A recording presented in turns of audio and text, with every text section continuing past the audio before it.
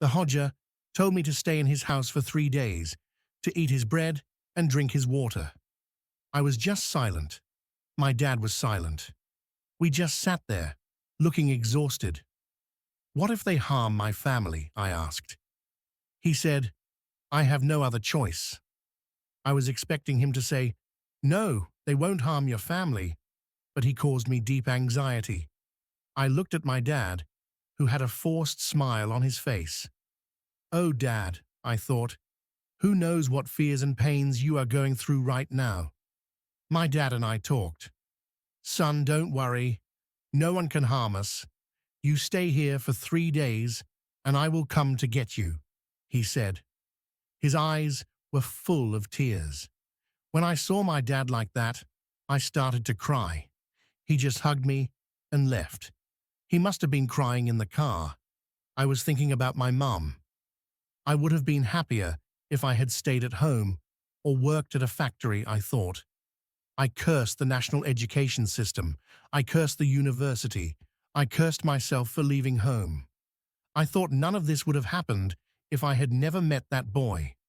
I cursed myself for trusting people too easily. As I was lost in these thoughts, the Hodja's voice startled me. "What are you thinking?" he asked.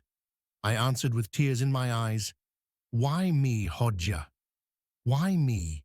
He said, "We will find out, son. We will find out." The Hodja was constantly reciting prayers to himself. I was sitting on a cushion, head bowed, lost in thought. This continued until evening prayer. When it was bedtime, the Hodja showed me a room. It was a small house with a living room and 2 other rooms. One was his, and the other was for guests, I guess, because I stayed there. The Hodja gestured to his daughter-in-law and said something in Arabic. She didn't react, or if she did, I didn't understand. The Hodja turned to me and said he would put something on my door, so no evil entities could enter the house. "But if someone calls you from the window, do not turn around," he said.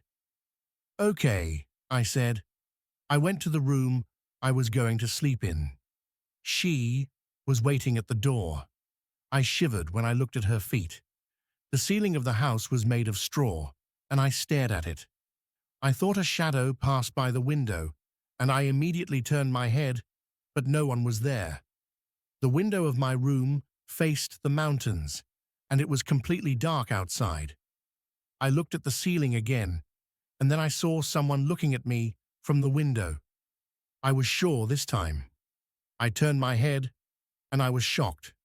A woman more beautiful than any I had ever seen was looking at me. I was mesmerized. "Come," she said, gesturing with her finger. I got up and walked toward the window. As I was opening the window, the daughter-in-law suddenly stood in front of me and hissed at the beautiful woman in a snake-like voice, "Get out, evil jinn!" The beautiful woman instantly turned into one of those ugly, long-haired, black-toothed things from my nightmares. I screamed, and the Hodja ran in. "What happened, son?" he asked. I was stuttering and couldn't speak. He brought me water. I told him that a beautiful woman had appeared in my window and that the daughter-in-law had saved me. The Hodja recited some prayers and went to the window. The Hodja was standing in front of the window, and I could hear things moving, voices and laughter. Knowing that they were always with me, both at home and at the university, was a terrifying thing. I wondered if they had always been there. Tears flowed from my eyes. The wind was howling. I heard voices and shouts in what I thought was an Arabic dialect.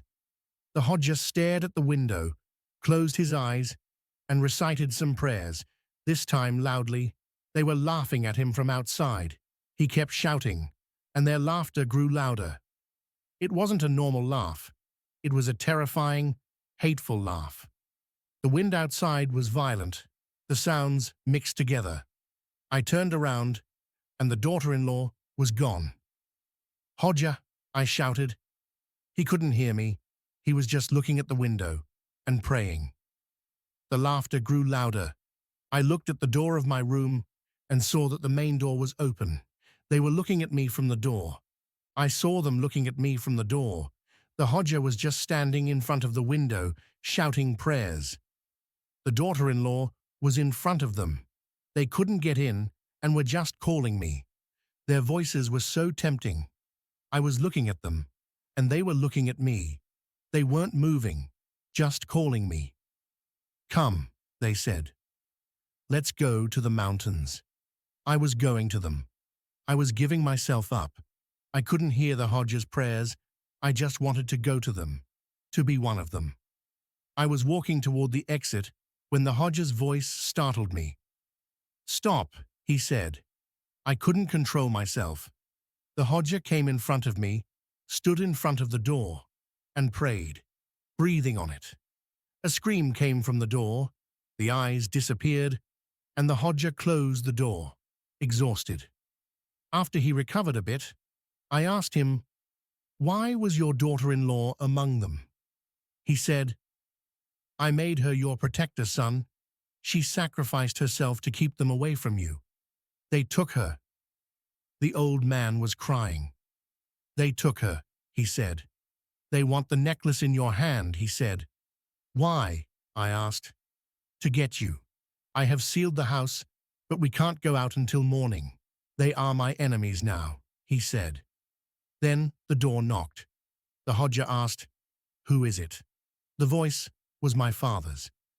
The Hodja looked at me, then went to the door and stopped. He said something in Arabic. No sound came from outside. He shouted it again, and still no sound. Then he said, "Is that you?" Using my father's name. "It's me, Hodja," my father said. The Hodja opened the door, and my father was standing there.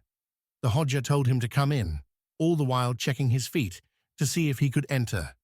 His feet were normal, and he came in. He was worried. "Son," he said, and hugged me. "What happened, Dad?" I asked. "Are you okay?" he said. "I'm fine, Dad. What are you doing here at this hour?" I asked. He said a warehouse near our house had caught fire. The warehouse had been unused for years. After my room had burned down, the warehouse fire made him worry about me. I had nothing on me, just my shirt and pants. I was just standing there in the Hodja's house. My cell phone had no signal, and the Hodja didn't even have a landline. He only used electricity for light. He was always sitting there, reciting prayers. He looked like he was constantly lost in thought. "Dad," I said, "where is Mom? What's she doing?" He said, "I brought you here, and then I took your mom to your grandparents' house so she wouldn't be alone." "You did the right thing, Dad," I said. "I couldn't even imagine my mom being alone at home." "Dad," I said, "did you see anything strange outside?" He said, "No, son, but a goat appeared in front of me at the entrance to the village. I stopped, got out, and looked, but it was gone. I thought it was a wild goat and got back in the car." My dad stayed at the Hodja's house that night, and we sat up all night without sleeping. I fell asleep toward morning and didn't have any dreams. It was the first time I had a good night's sleep. When I woke up, my dad was sitting at my bedside, and the Hodja was gone. My dad smiled and said, "You slept well, son." "I did," I said. My dad hadn't slept at all, and neither had the Hodja. The Hodja called us from outside. When we went out, we saw all his sheep were dead. "Help me bury them," he said. "Hodja," I said, "why did they all die all of a sudden?" "Never mind, son, they must have gotten sick," he said. I noticed something on the sheep pen. There were claw marks all over the walls. "Hodja," I said, "what are these marks?" He looked at me and said, "They did that out of anger because they couldn't get you, son." I whispered to my dad, "How are we going to pay for the Hodja's dead sheep?" The Hodja heard me and looked at me. "This is not your fault, son. "You can't stay here anymore," he said. He was clearly affected by his daughter-in-law being taken.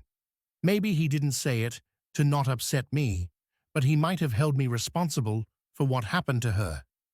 He said the place was no longer safe. He gave me the necklace and told us to go home. We buried the sheep, said goodbye to the Hodja, and got in the car. I looked back at the Hodja, and he was looking at me. We drove away and went to my grandparents' house. My mum was there. We went inside quickly, like we were doing something in secret.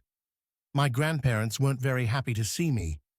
Only my mom hugged me, and they just said, "Welcome." We sat down for dinner in silence. After dinner, my grandfather still wasn't saying anything, as if he didn't want me there. After evening prayer, we went upstairs. My mum had covered the paper the Hodja gave me with leather and put a chain on it. "Here, son, wear this," she said. I took it and put it on. I still had the necklace Atakan gave me in my hand. I lay on my mom's lap, and my dad sat across from me. Everyone was lost in their own thoughts. I fell asleep in this peaceful state. I woke up with a weight on me. I was in my university room again. I ran to the window. The air was reddish, and everything was on fire outside. The streets were empty. I turned around, and Atakan was looking at me, but this time he seemed to be backing away from me. He looked at the thing around my neck and gestured for me to take it off. I said no. He was angry and shouting at me in Arabic.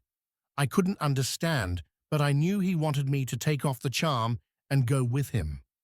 They were looking at me from the door and saying, "Come, take off your necklace and join us." It was so tempting. I took it off and started walking towards them. My father's voice startled me. He was trying to take off the charm from my neck while I was sleeping and talking in Arabic. I was sweating again and told my dad, "I keep having this dream that I'm in my university room. It might be related to that room." I decided I would go and examine the room. I fell back asleep and woke up without dreaming. My dad and I left. We arrived in the city, and my dad called the landlord for the key. The man asked if we hadn't already moved out. I said I had forgotten a few things. He gave us the key reluctantly, saying we had a few hours. We got to the house and opened the door. The first thing I noticed was Atakan's room. It was empty. He had packed his things and left. I shivered. That was where everything had started. I went to my room, the place where I had my dreams. It was also empty. I looked outside, and the streets from my dreams were full of people. The sky was blue. I tried to remember how my dreams started. I would get up from bed, look outside, and then I would examine the front of the window. Nothing. I would examine the space under the door. Nothing. Finally, I looked under the floorboards, where my bed used to be. I saw a small hole in one of the boards. I put my hand in, and I felt something like a shell. Inside, it was a dead worm, some soil, and a small piece of paper with Arabic letters written on it. It hit me then. This bastard had wanted to infect me with these things. Why would he do such a thing? The man who had always smiled at me. I told my dad that we had to find Atakan. We first went to the hospital, and the doctor said he had been discharged long ago. We called his family, and they said he was working in the city and everything was fine. I remembered one person, a friend of Atakan's named Akif. We went to his house. We got to Akif's house. His house was far from our university house on the other side of the city. I had been there twice before. I wasn't that close to him, but I knew he was Atakan's only other friend. We knocked on his door. Akif opened it. His eyes widened when he saw me. I could sense his panic and fear. "Welcome, brother," he said, stuttering. "Come in." "We won't stay long," I said. We just need to know where Atakan is. He was silent for a moment, then looked me in the eye and said, I have things to tell you. Please come in. We went inside. Akif kept apologizing for the messy house. I only cared about Atakan. Akif went straight to the kitchen to make tea. We told him it wasn't necessary, but he insisted. He put the tea on the stove and came back to sit with us. Atakan had stayed with Akif for a while, and during that time, he had told Akif a lot of things about me and the things he was doing. Akif thought he had lost his mind. One day when Atakan went out, Akif put all his belongings outside and watched from behind the curtain. Atakan came back, looked at the window, and said, I know you're there, Akif. Then he said some things Akif didn't understand and took his things and left. The real events started after Akif threw him out. Akif's eyes were full of tears as he told me these things. He went to get the tea and poured it into small glasses. While we sipped our tea, he began to tell me about his own experiences and what Atakan had said about me. The night he threw Atakan out, he went to bed, and someone knocked on his window. He turned and looked, but there was no one. He didn't think much of it and went back to sleep. But soon, the window was knocked on again. He went to the window, opened it, and no one was there. He closed it and went to the bathroom to wash his face. As he was looking in the mirror, he saw something on his forehead, something black, like ash. He said it only lasted for a few seconds. When he closed his eyes and opened them, it was gone. He was shaking. He ran back to his room, and when he entered, the window was open. He was sure he hadn't opened it. He stayed up all night smoking. The next day, he went to his internship, thinking about what had happened. He came back home that evening, opened the door, and saw someone sitting on his couch. He closed his eyes and opened them, and the person was still there. The person turned their face to him, and he saw his own reflection, but with eyes like fire and reversed feet. It was a terrifying sight.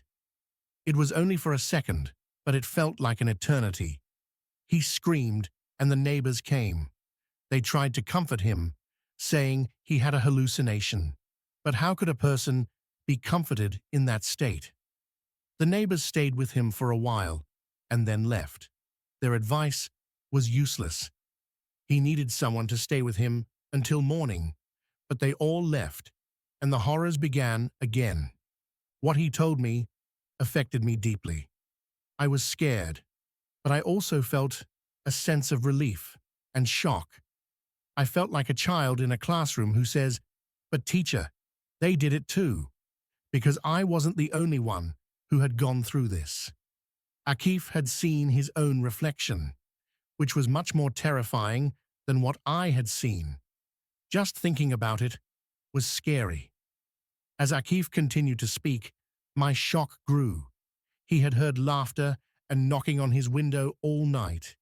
He had only looked at the floor for hours. He couldn't go out because they were knocking on the window from the outside. I thought, Atakan must have done something to Akif too. I asked him if I could see his bedroom. We went in. I checked the floorboards, and there was nothing. But behind his wardrobe, at the very bottom of the wall, there was a hole. I put my hand in and found the same things I had found in my university room. Akif and my dad were looking at me in shock. We went to the living room. I told my dad and Akif that I had found the same thing in my university bedroom. We didn't know what it meant, but it was obviously nothing good. Why would Atakan do this to us? Akif said Atakan hadn't entered the house after he threw him out, so he must have put it there before he left. That is, before Akif threw him out. I thought Atakan was the cause of all this, and I was right. Maybe I wasn't even the one who had killed their child. Maybe Atakan had framed me. I pushed these thoughts away and asked Akif what Atakan had told him. He said Atakan had mentioned a book, which I guessed was the one he had given me. He had told Akif that he needed to find the book, and that Akif could join them if he wanted to. He had told Akif that I had betrayed him and was a bad person. My shock grew as Akif spoke, because I had never intentionally done anything bad to him. "Do you have any idea where he might be?" I asked. Akif didn't know. It seemed impossible to get rid of them without finding him. I gave Akif the amulet the Hodja had given me and said, "At least this will keep them away from you." I thanked him for the tea, and my dad and I left to look for Atakan. We stood at Akif's door, looking at each other. Where would he go, I wondered. We had been very close until recently, but lately he had been spending all his time in his room. Akif was his only other friend, and he didn't know where Atakan was, but there was one more place he could have gone: the Foire Billiards Hall. We sometimes went there to play pool. We went there, hoping he might have gone after he left. The owner, Memdu Abi, greeted us. "Atakan's not here?" he asked me. "You've come to the right place," I said. "I'm looking for him too. Has he been here?" "No, my boy," he said. "The last time he came was with you." My last hope was gone. How was I going to find him in this huge city? We were about to go home when my dad's phone rang. It was my mom. "Atakan is here. He needs to see 3 stars." My dad said, "Okay, we're on our way."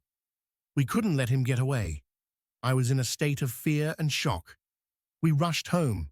They were close cities, but there were still a few hours of travel. I was trying not to lose my last hope among all these thoughts. We finally got home, and I ran up the stairs and opened the door.